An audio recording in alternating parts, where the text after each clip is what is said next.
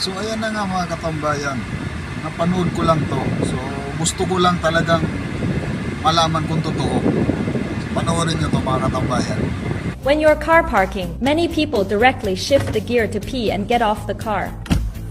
Over time, it will seriously affect the service life of the vehicle locking device. The reason is that when your car is parked in P gear, a small hook in the transmission catches the gear. But if there is a slight slope at this time, gears and hooks will become very passive. The gearbox that should be resting will keep working. So what is the correct approach? Do we stop the car?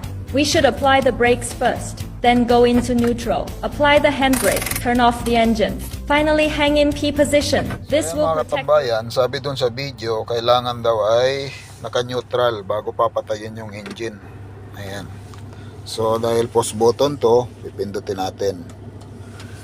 Ayan. Ayan. Sinasabi dito, kailangan daw yung gear natin ay naka-parking bago papatayin. Walang hiya, niloloko tayo doon sa video. Ayan. So ayan, namatay na mga katambayan. Hindi lahat ng napapanood sa video ay totoo sa Facebook pala. Bye bye.